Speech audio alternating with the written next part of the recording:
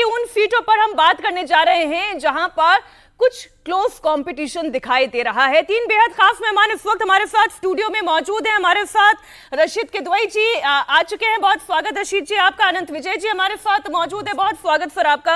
और साथ ही सुधांशु जी, आपसे तो लगातार दोनों तरफ से चर्चा हो रही है। मैं आपसे राजनीतिक विश्लेषक के तौर पर चर्चा करूं, बीजेपी के नेता के तौर पर चर्चा करूं, राजनीतिक विश्लेषण के हिसाब से ठीक है।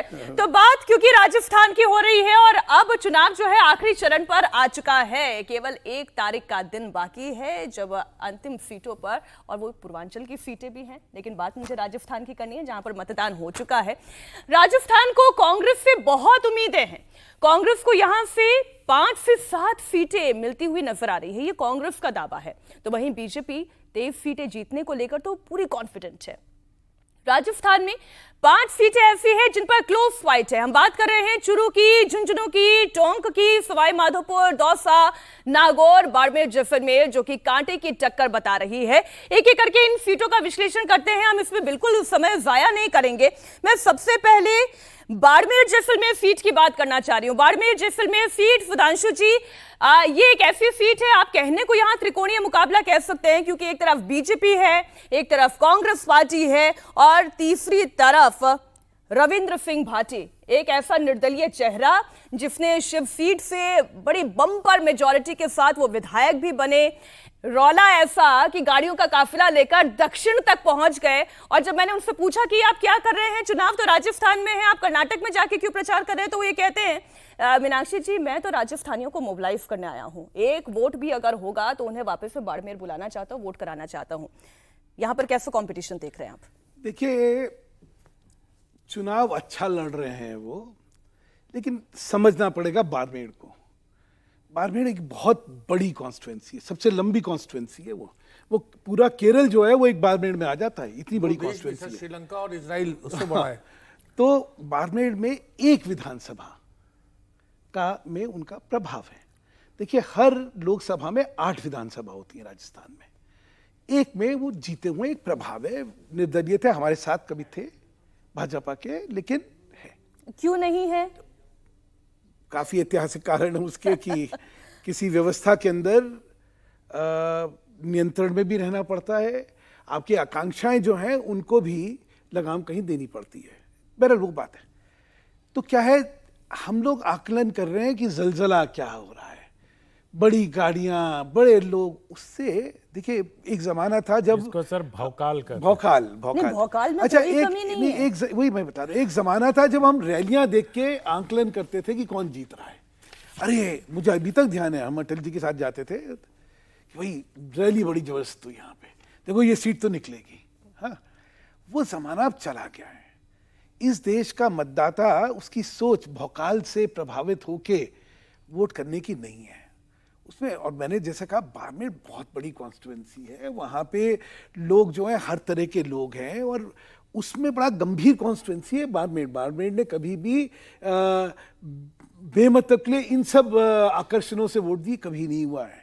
नहीं तो इसलिए मेरा मानना है कि ये सीट तो गढ़ है और ये जाएगी बीजेपी। अच्छा, लेकिन जो ग्राउंड रिपोर्ट बता रही है आनंद जी, वो ये बता रही थी, अब देखिए कितनी ग्राउंड रिपोर्ट सही निकलती है वो तो 4 तारीख को हम सब यहाँ चर्चा करेंगे ही, लेकिन ग्राउंड रिपोर्ट ये बता रही थी कि वहाँ की जो कास्ट पॉलिटिक्स है उस इक्वेशन के हिसाब से भी रविंद्र भाटी के लिए वहाँ पे चीजें मुफीद नजर आती है। जाट उनके साथ दिखाई दे रहे हैं, राजपूत उनके साथ दिखाई दे रहे हैं, मानवेंद्र सिंह जैसे बड़े नेता जो हैं बीजेपी के नेता, लेकिन इधर लग रहा है कि वो भी, पहले उनको यही लगता था। देखिए पहले क्या लगता था कि क्या है, देखिए बाड़मेर का एक और बतलाता हूँ, वहां पे एक बड़ा मुसलमान का तबका है जो कि जसवंत सिंह जी के साथ जुड़ा हुआ था और मानवेंद्र जो हैं उनके साथी थे।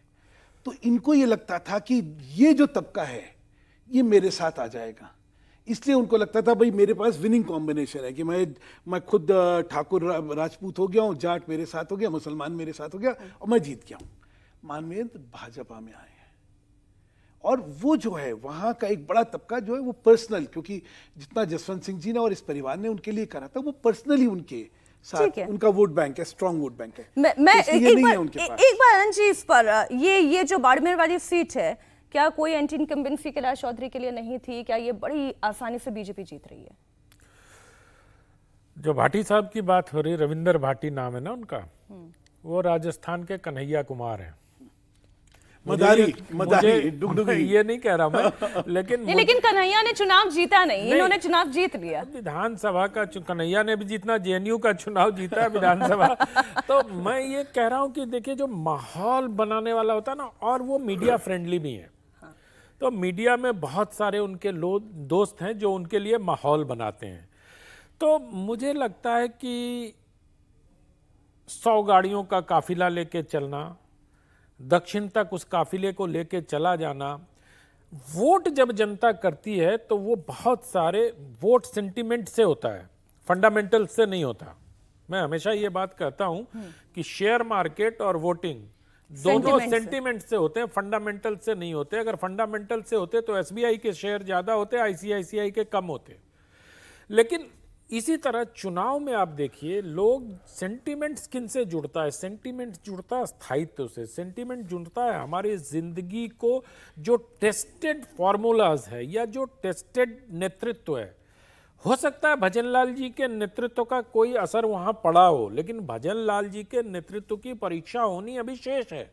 अभी वो नए व्यक्ति हैं, उनके कौशल को, राजनीतिक कौशल को देखना, लोग उनकी तुलना वसुंधरा जी से कर रहे हैं कि वसुंधरा जी वाला गट्स नहीं है उनके, तो उनको अभी थोड़ा समय देना पड़ेगा। लेकिन भाटी साहब का जो मुझे लगता है कि जिस प्रकार से रविंद्र भाटी का भौकाल क्रिएट किया गया है, वो वोटों में तब्दील होना उस अनुपात में जी मुझे थोड़ा प्रश्नांकित कर रहा हूं मैं उसको, मुश्किल है उनके लिए सीट आपने। लेकिन सेंटिमेंट की बात की रशीद जी, एक और सीट का मैं जरा जिक्र कर लेती हूँ, उसके बाद फिर वो सेंटिमेंट वाले एंगल से मैं उस सीट पर जा रही हूँ, फिर आपके पास आऊंगी। एक झुंझुनू ऐसी सीट है, आप समझ गए। एक झुंझुनू ऐसी सीट है, शेखावाटी बेल्ट की एक सीट, जहां पर गुजरात में दिया गया पुरुषोत्तम रूपाला के बयान का असर झुंझुनू के राजपूत वोटर्स पर अच्छा खासा दिखाई दिया। शुभकरण चौधरी वर्सेस विजेंद्र ओला, यहाँ की फाइट जो है वो बड़ी दिलचस्प है। शेखावाटी बेल्ट के बारे में यह कहा जाता है कि बीजेपी यहां पे उतनी ताकत नहीं रखती है जितनी मारवाड़ की बेल्ट में हमें दिखाई देती है। शेखावाटी बेल्ट में थोड़ी सी बीजेपी कमजोर दिखाई देती है। तो क्या शुभकरण चौधरी विजेंद्र ओला की इस लड़ाई में पुरुषोत्तम रूपाला का एक बयान एंटी बीजेपी सेंटिमेंट क्रिएट कर गया है? रशीद जी देखिए मीनाक्षी, एक तो जो सेंटिमेंट की बात हुई, तो वहाँ राजस्थान में हम जाते हैं तो वहाँ थोड़ा जो लोग मतलब ज़मीन से जुड़े नज़र आते हैं और वहाँ पर लोगों को एक आत्मसम्मान की भी बड़ी बात होती है। और उस संदर्भ में जो आप कह रही हैं बयान, उससे वो लोगों का आत्मसम्मान को ठेस पहुँची है।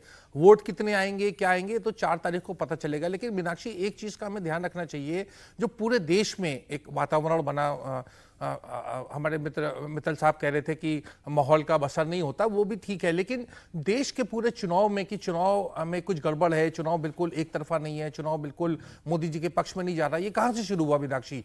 ये राजस्थान से शुरू हुआ।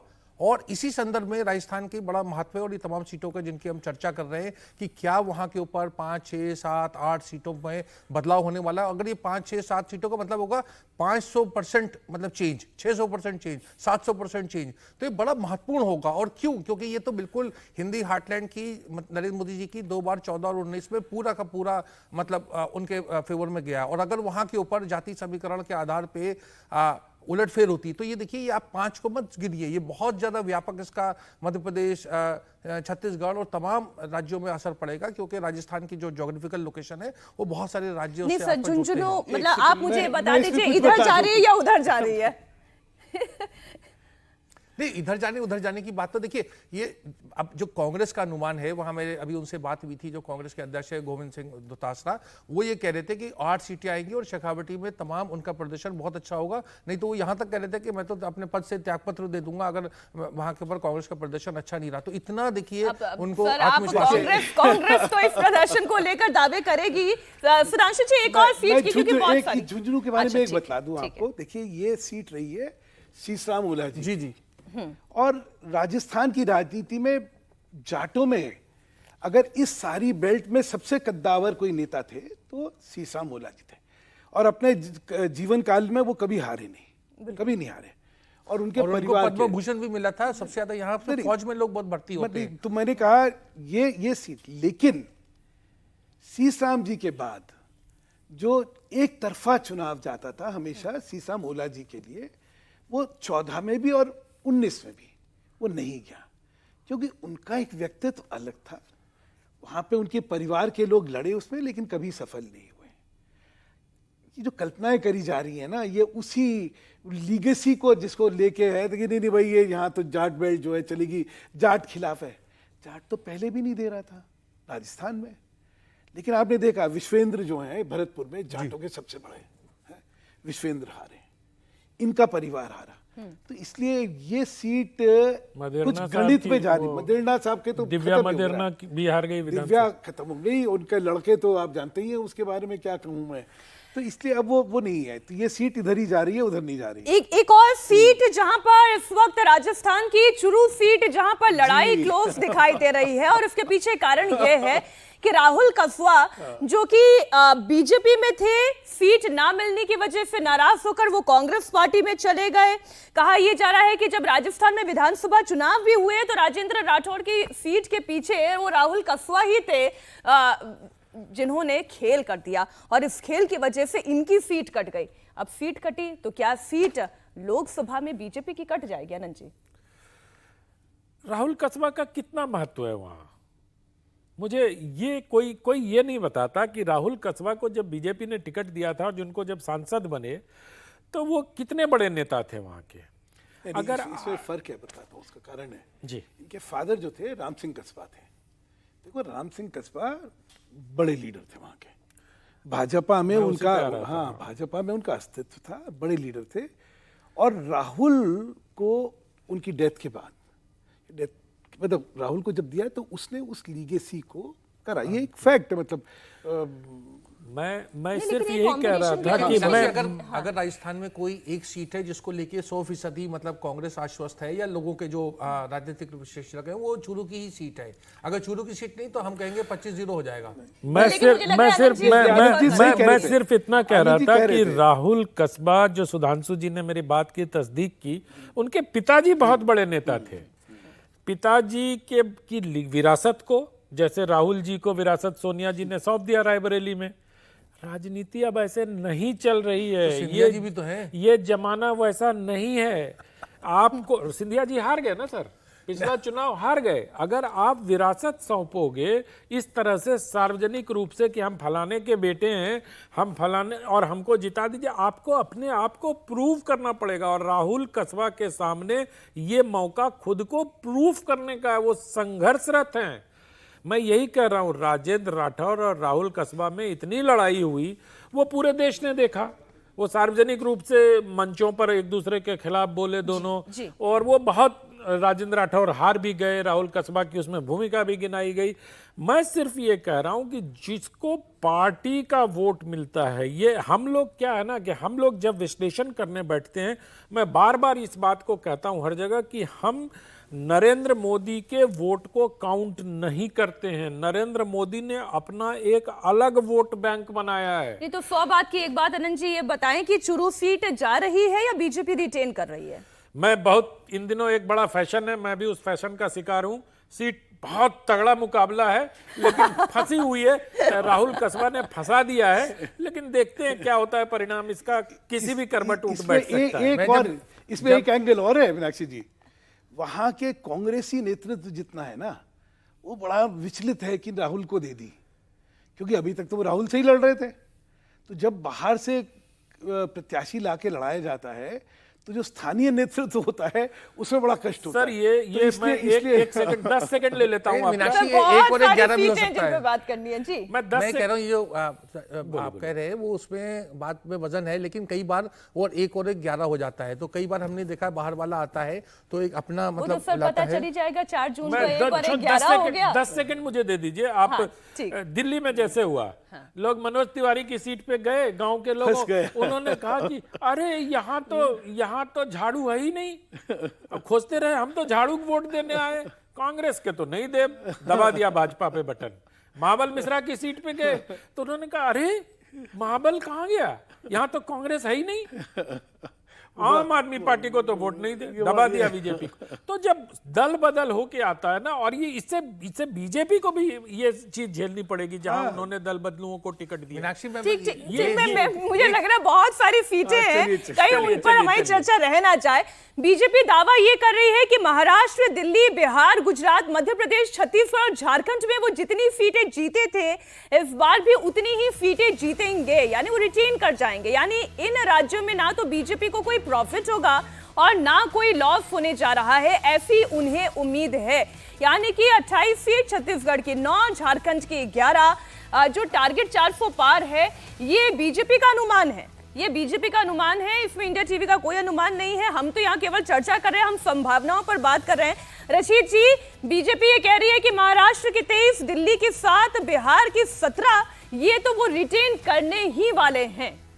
ये आपका मीनाक्षी जी, prediction क्या है? देखिए हर चुनाव दूसरे चुनाव से अलग होता है। मतलब जब 19 की जो देश की राजनीतिक स्थिति थी या जो लोगों का एक राजनीतिक सोच थी, आज उसमें बदलाव आया। तो दो चुनाव एक जैसे नहीं होते हैं, इसीलिए मुझे लगता है कि 24 की स्थिति दूसरी और महाराष्ट्र में ही एक बड़ा बदलाव आपको नजर आएगा। हो सकता है हम यहाँ पर चर्चा करें कि हिसाब जूं का तू कुनबा डूबा क्यों।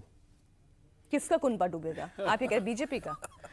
इसका मैं महाराष्ट्र का अच्छा, थोड़ा कुनबा भी तो कितना बदल गया है, कितना ज्यादा बदल गया है। दोनों के बड़े बड़े कुनबे हैं। 48 दल हैं जो भाजपा को समर्थन कर रहे हैं, जो एनडीए में है। कुनबा उनका बड़ा है।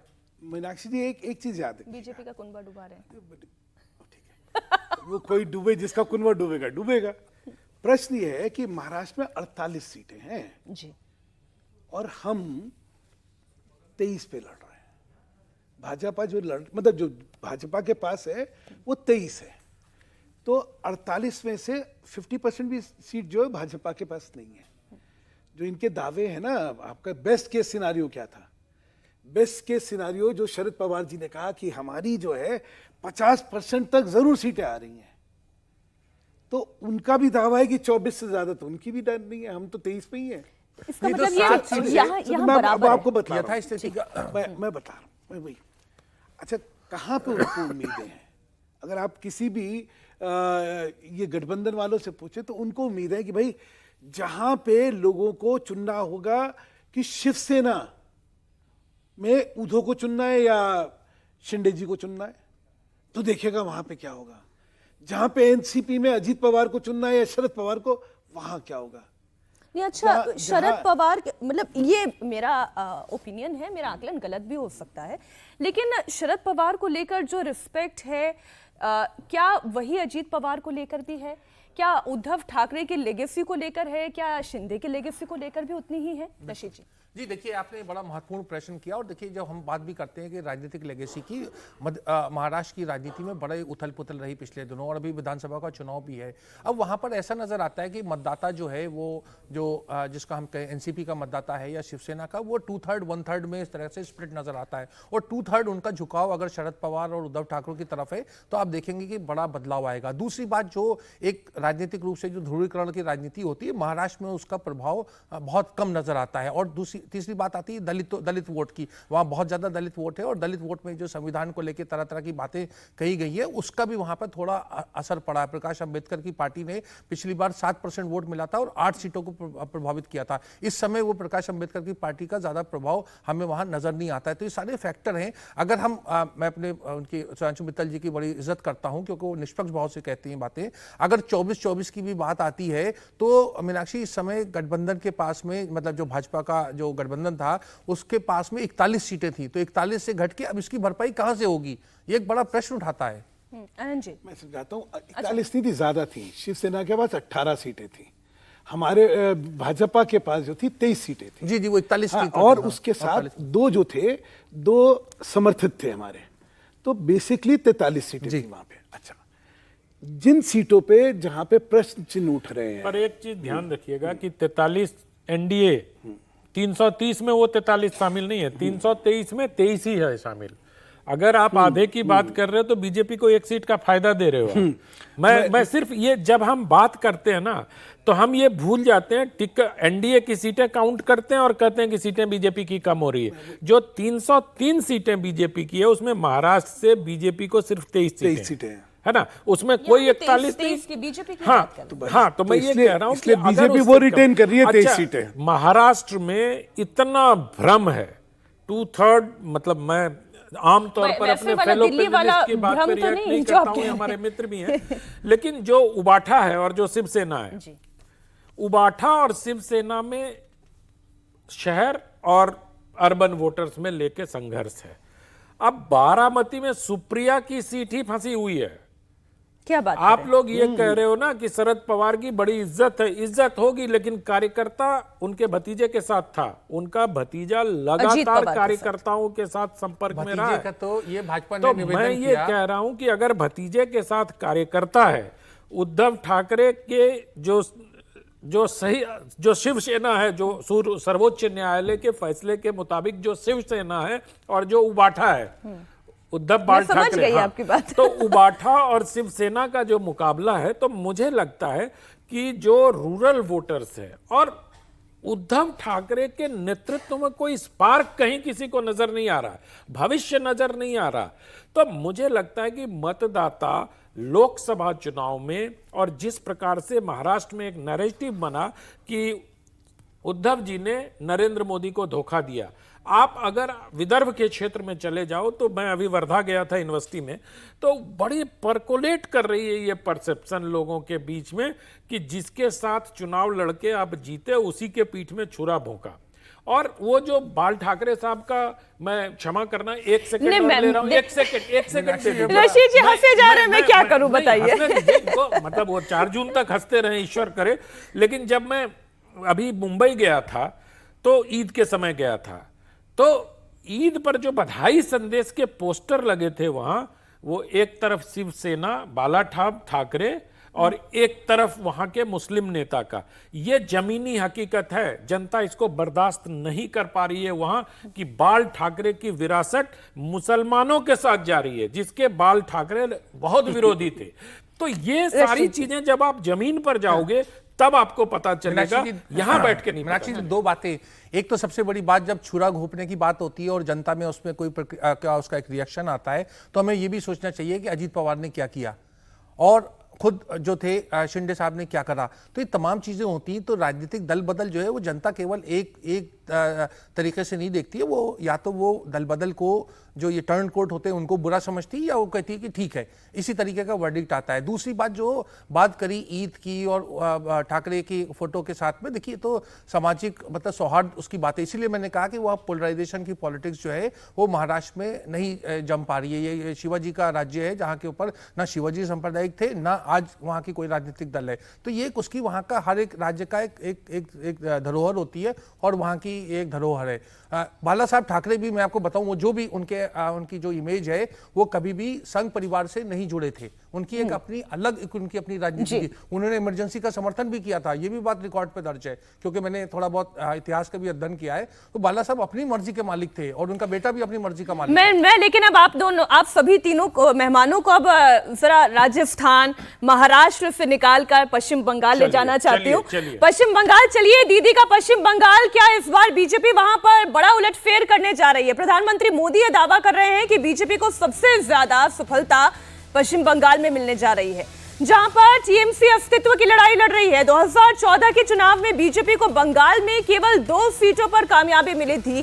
2019 के चुनाव में यह आंकड़ा 18 पर पहुंच गया, और अब बीजेपी यहां पर 30 से ज्यादा सीटें जीतने की कोशिश कर रही है। दावा भी है, कोशिश क्या कहें, दावा भी है कि हम यहां पर कुछ कमाल करने जा रहे हैं। पश्चिम बंगाल में क्या ममता बनर्जी अपना ग्राउंड लूज कर रही है? सुधांशु जी। बिल्कुल, अब की बार के वहां के जो चुनाव के नतीजे निकलने वाले हैं, वो आश्चर्यजनक निकलने वाले हैं, क्योंकि वहां पे लोगों में इतना आक्रोश है इसके लिए, ममता जी के लिए। क्या है, उन्होंने एक इंतहा कर दी, अल्पसंख्यकवाद की राजनीति की, एक जिसको कहते हैं ना, इंतहा कर दी। हर चीज में मुस्लिम, मतलब रिजर्वेशन मुस्लिम कर दूंगी, आप रामनवमी पे ये नहीं करेंगे लेकिन ईद पे ये होगा। मतलब जो सांप्रदायिक माहौल और तुष्टीकरण का माहौल वहां पे उन्होंने बना कर रखा है, इस उम्मीद में कि ये एक बड़ा वोट बैंक है और ये वोट बैंक जब तक मेरे साथ है तब तक मैं जीतती रहूंगी। इस सारी थ्योरी को एक बड़ा झटका लगने वाला है, क्योंकि देखिए मेरा अपना मत है कि कभी भी सांप्रदायिक माहौल का जो तपिश होती है वो कभी भी जो पार्टी इन पावर है उसके फायदे में नहीं होती है। एक बार जो है काट की हांडी एक बार चढ़ जाती है। वहां पे क्या है, बांग्लादेशी, वहां पे कट्टरपंथी, इन सब का जो वर्चस्व इस समय बंगाल की सरकार पे है उसकी एक बहुत तीव्र प्रतिक्रिया है। और वहां पे खौफ है वायलेंस का। सबसे बड़ी बात समझिए, वहां पे वोटर जो है कुछ बोलेगा नहीं, क्योंकि वहां पे जितनी हिंसा अगर इस देश में कई चुनावों को लेकर कुछ नहीं बोल रहा है। इसका एक ताजा उदाहरण ये है कि हमारे सहयोगी अमित पालित वो बंगाल के ही रहने वाले हैं, तो चुनाव था तो वो भी बंगाल के दौरे पर चले गए। मैंने पूछा भाई क्या माहौल है, कि वोटर इतना साइलेंट है बंगाल का, वो कुछ बताता नहीं है, उसको खौफ है। वहां पे हिंसा, देखिए एक ही देश है, एक ही प्रदेश है इस देश में जहां राजनीतिक हिंसा सबसे ज्यादा है। आप प्रतिद्वंदी हैं, हाँ। आप प्रतिद्वंदी हैं तो आपके साथ जो है मेरी टॉलरेंस जो है 0 है। मैं कत्ल करूंगा, मैं मारूंगा, मैं आपको वोट पोलिंग बूथ तक जाने नहीं दूंगा। एक इकलौता राज्य पश्चिम बंगाल 24 के चुनाव में इकलौता पश्चिम बंगाल ही है जहां से इस तरीके की हिंसा की खबर आई है। रशीद जी देखिए, लेकिन ये जो चुपचाप वोटर कर रहा है, ऐसा तो नहीं कि चुप्पे चाप कमल छाप बताने की जरूरत नहीं, ऐसा तो नहीं, ये तो नहीं होने जा रहा है। बिल्कुल, आप ऐसा मुमकिन है, लोकतंत्र है।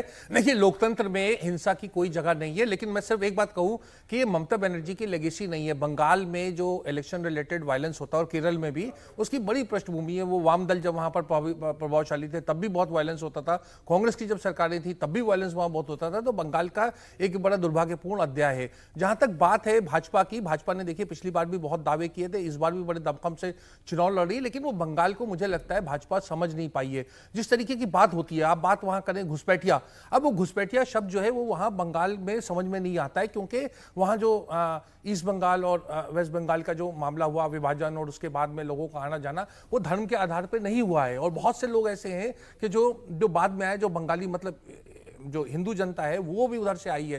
तो ये घुसपैठिया वाला शब्द जो है ना वहां उनके कान को सुहाता नहीं है। बहुत सी ऐसी बातें हैं। मैं तो सीट वाइज में कह रही हूं। एक बस एक फर्क है राशिद भाई, आप जो कह रहे हैं उसमें सिर्फ एक फर्क है। देखिए, हिंसा, राजनीतिक हिंसा पहले यूपी में भी होती थी, बिहार में भी होती थी, ऐसा नहीं है। लेकिन आज के दिन सिर्फ एक ही जगह है, बंगाल, केरल में भी इतनी नहीं बची। एक ही प्रदेश है जहां राजनीतिक हिंसा चरम सीमा पे है, वो बंगाल। क्योंकि वहां पे जीत का फॉर्मूला ममता बनर्जी के लिए है कि एक तो मुसलमान की वोट को एकत्रित कर दो और दूसरा अपने प्रतिद्वंदी को इतना खौफ पैदा कर दो कि वो पोलिंग बूथ तक जाना पाए। लेकिन ये चलेगा नहीं, ये चलता नहीं है। मैं तो सीटों के भी हिसाब से कह रही हूँ, जो लास्ट अभी छठा चरण में जहां जहां पे मतदान हुआ, शुभेंदु अधिकारी की गढ़ वाली सीटें जो पहले ममता दीदी के पास थी, वहां से तो 3 सीटें सीधी सीधी जाती हुई दिखाई दे रही है। तो जो आंकड़ा पश्चिम बंगाल में बीजेपी का रहा है, वहां से 3 सीटों पर तो प्लस ही जाता दिखाई दे रहा है। कितना प्लस हो सकता है? देखिए, मैं ये कह सकता हूं कि हो सकता है भाजपा ने पश्चिम बंगाल को, मैं बंगाली कहता हूं, पश्चिम पूर्वी तो अब होना नहीं चाहिए, जी, बंगाल को न समझाओ। प्रशांत किशोर तो समझ रहे हैं, ममता बनर्जी के पुराने सहयोगी हैं। भाजपा को मात देने में पिछली बार विधानसभा में उनका बड़ा योगदान था, जब उन्होंने कहा था कि 3 अंकों में भाजपा नहीं पहुंचेगी, और वो बात सच साबित हुई। अब प्रशांत किशोर अब क्या कह रहे हैं? प्रशांत किशोर यही कह रहे हैं कि रिवर्सल होगा, बीजेपी सबसे बड़ी पार्टी के तौर पर वहां उभरेगी, मतलब 22 बीजेपी, 18 कांग्रेस, 18 टीएमसी। तो मुझे लगता है कि, और सबसे बड़ी बात है कि जो अभी इस चरण का चुनाव होना है और जहां इस बार प्रधानमंत्री अभी आज सभा करने जा रहे हैं जाधवपुर में कुछ आश्चर्यजनक, और मोदी दोनों आज वहीं पर अपनी जनसभा करने जा रहे हैं। ये तो अब ममता बनर्जी का जो है ना, डायमंड हार्बर, मथुरापुर, जाधवपुर, ये सब इलाका उनका बड़ा स्ट्रांग होल्ड है। लेकिन जाधवपुर एक ऐसी सीट है इस बार जहां के चुनाव परिणाम में कुछ उलटफेर हो सकता है। अनिर्बान गांगुली भारतीय जनता पार्टी के वहां से उम्मीदवार है और सायनी बोस वहां की अभिनेत्री हैं, वो वहां चुनाव लड़ रही हैं।